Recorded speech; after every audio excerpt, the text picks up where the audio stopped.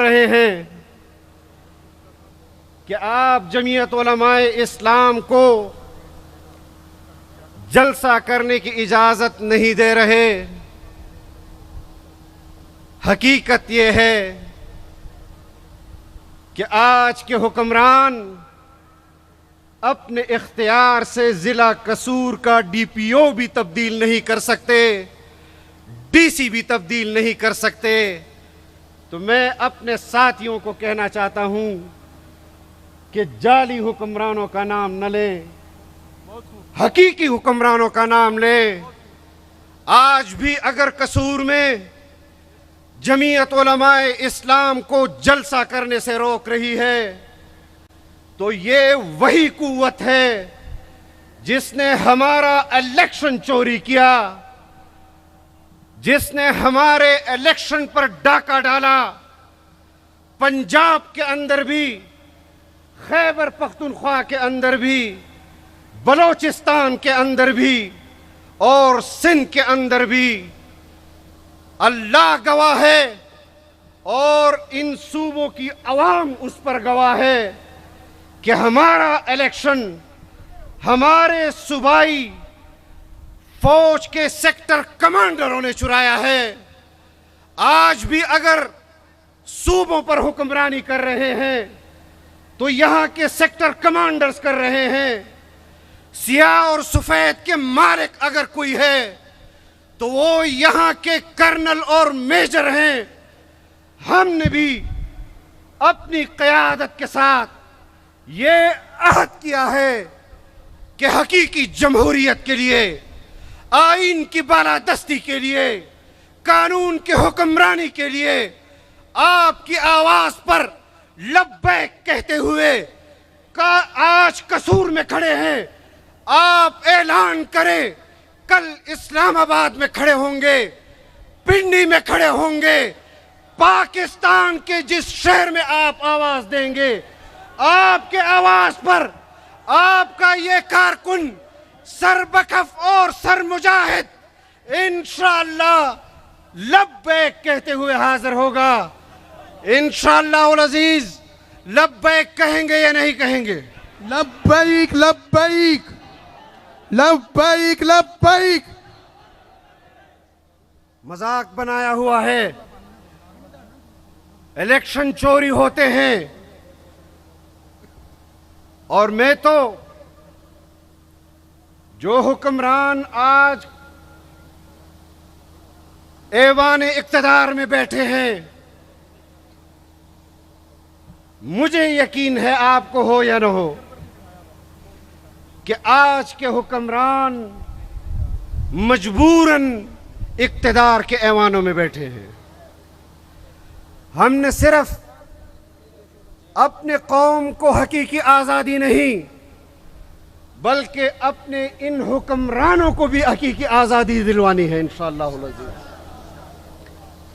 جو صرف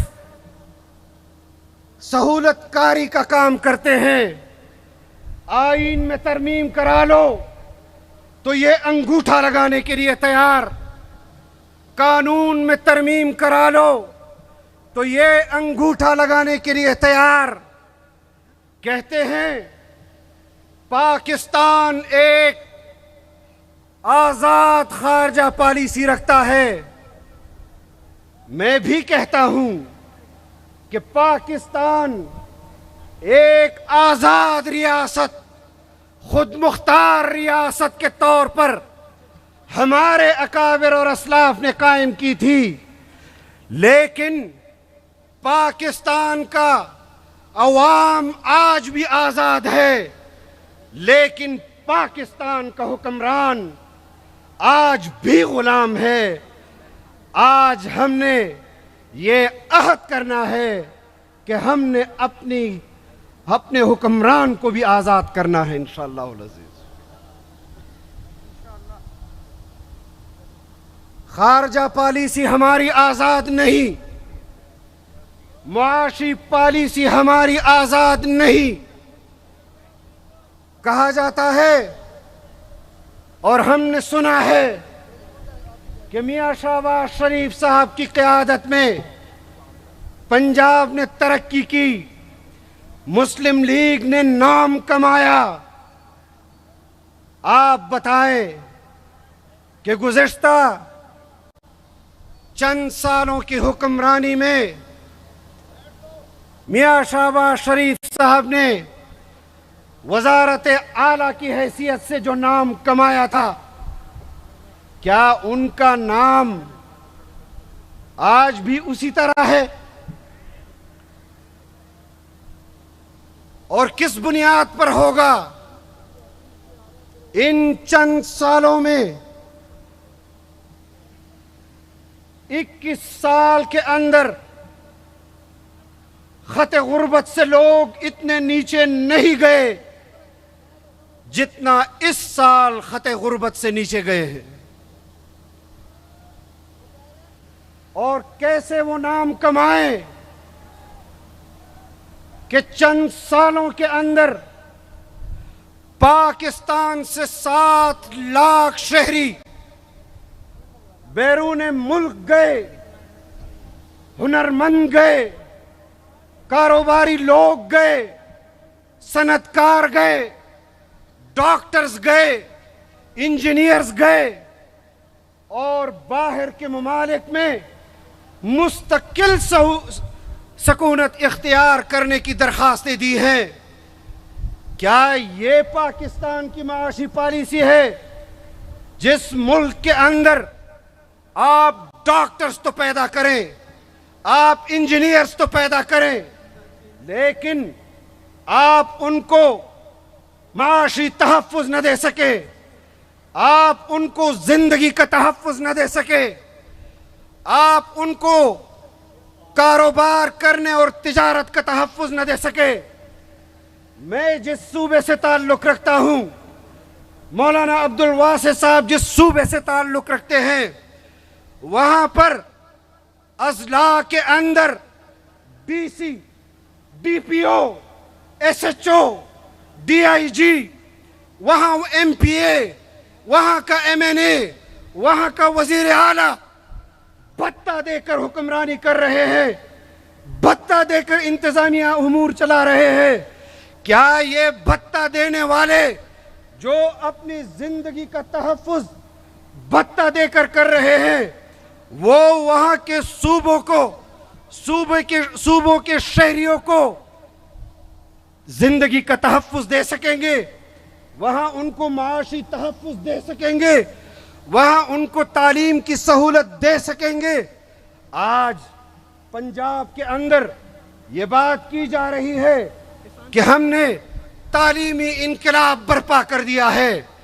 کیا یہ تعلیمی انقلاب ہے کہ آپ پنجاب کے بچوں کو سرکاری اسکولوں میں جو مفت تعلیم دی جاتی تھی، آپ نے ان اسکولوں کو پرائیویٹ سیکٹر میں لوگوں کو ٹھیکے پر دینے کا اعلان کر کے حوالے کر دیا؟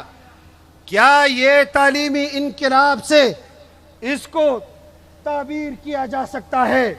کہتے ہیں ہم نے لوگوں کا پیسہ بچایا ہے.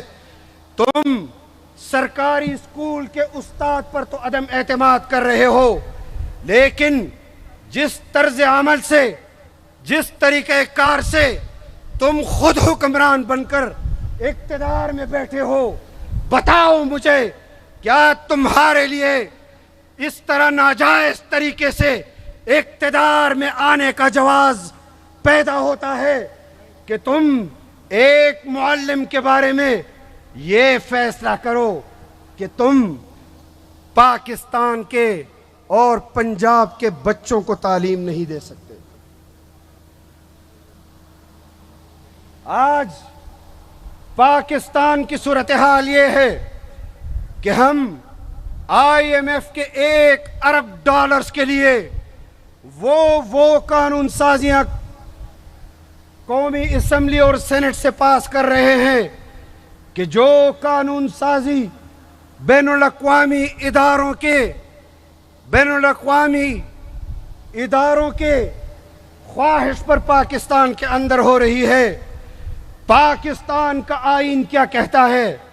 پاکستان کا آئین کہتا ہے کہ پاکستان کے اندر قانون بنے گا، آئین میں ترمیم ہوگی تو قرآن و سنت کے مطابق ہوگی، قرآن و سنت کے خلاف کوئی قانون سازی نہیں ہوگی۔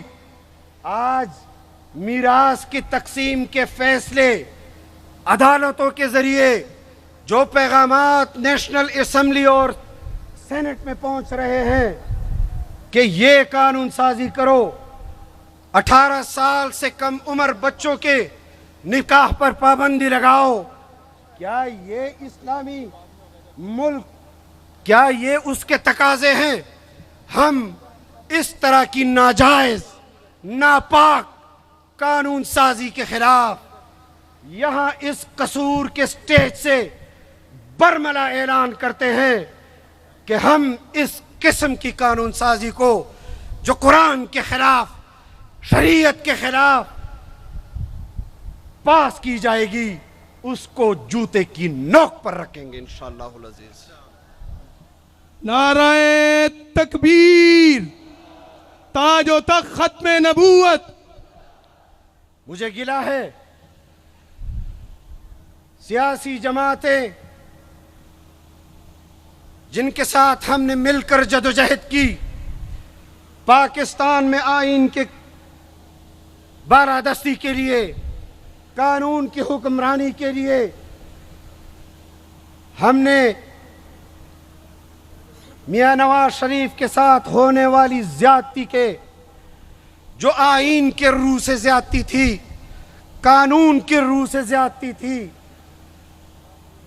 قصور میں بھی آپ کو آزادی مارچ یاد ہوگا، یاد ہے یا نہیں؟ جب قافلہ یہاں سے گزرا تھا، ہم آج بھی اسی عزم کو، اسی